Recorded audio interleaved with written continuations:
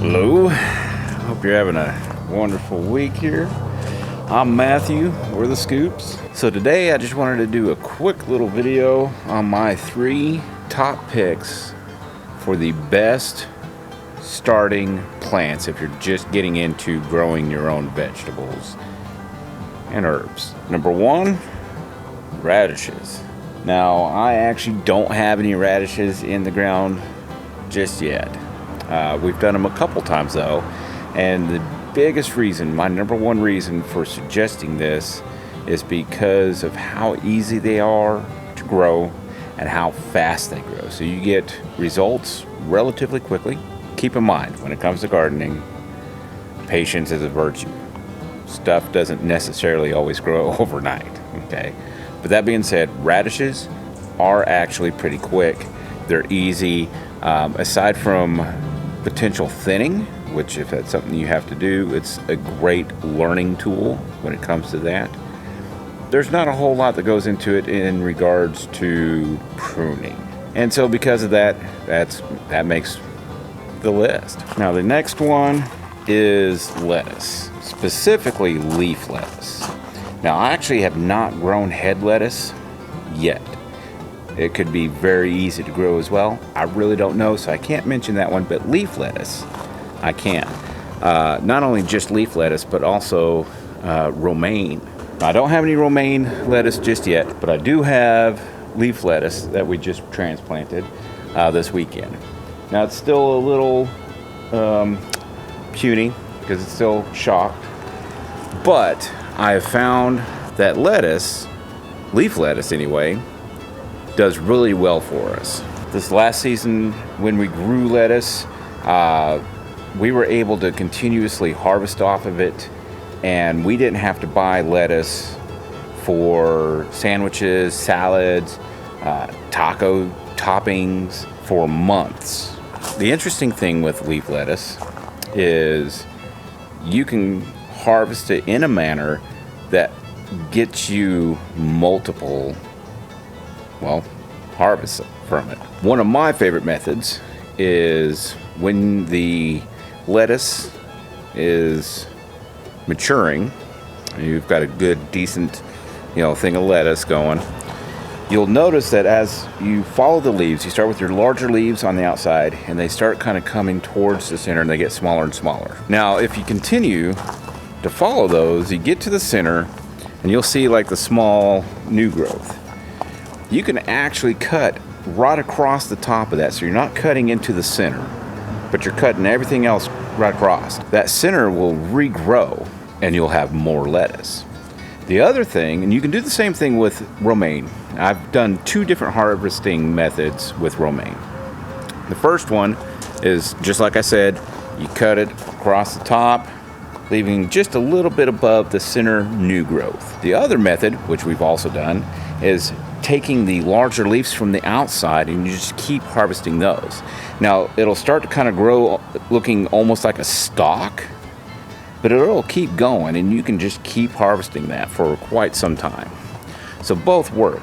And like the radishes, leaf lettuce grows relatively quickly as well. Alright, so let's get to the final one here, but first go ahead and hit that subscribe button. Give this video a thumbs up. That's going to really help us out a lot, and we really appreciate it. And if you're interested in seeing more content when we release it, go ahead and ring that notification bell. This one happens to be my favorite plant in the entire garden. I love the way it smells. I love having the option of harvesting it fresh and using most of the stuff that I cook, whether it's stews, whether I'm baking or roasting something like a chicken. I even put it in my chili beans. I use it every chance I get, and that's my basil.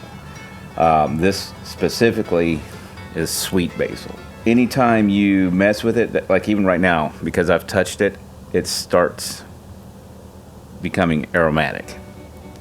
I can smell it. When you water it, it does the same thing. You can smell it. And so you start getting this basil smell, and it's amazing. I absolutely love it. Basil also, just like with the other 2, grows relatively quickly. It's pretty easy to care for, even when it comes to maintaining the soil and the continued feeding and things of that nature, it's pretty standard. Just amend it with fresh soil from time to time, and it seems to keep going strong. The other thing with basil is this is a great plant to introduce you to pruning.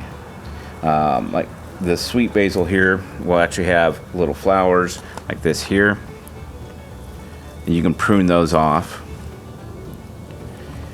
And what happens is, so the basil begins bushing out, and it does that as you continue to prune it. So even with just harvesting the leaves, you can actually prune it to get your harvest, which will continue to let it bush out. Now what it does, the stem kind of grows up into a Y. So let me show you real quick here. So with this right here, you've got this flower that's forming. And if you follow it down, you'll see that there's these little offshoots, like a little Y. So if you just follow this down, see how it's got these, let's see if I can get it in here. You've got these two little leaves that are kind of coming off the side here. So what you'll do is you'll just take your little scissors and you just clip it. And so what'll happen is right here, these two little leaves will form new branches. This will just kind of stay dormant because you've clipped it off, but this will turn into a branch, and so will this. And then these two branches will do the same thing, and if you follow a basil stem down, you'll see that it just Ys off and it Ys off and it Ys off over and over and over again. So each time you prune it, even if you're harvesting leaves, you just cut it down right above that little Y. You've got your harvest, or in this case, you've pruned off your flowers, and you're good to go. And there you have it. Those are my top 3 picks to get started in growing a garden. Radishes, lettuce, and of course my favorite, basil. So once again, thank you for hitting that subscribe button and giving this video a thumbs up. Like I said before, hit that notification bell. That way you know when we upload a new video. Otherwise, thank you, and we'll see you on the next one.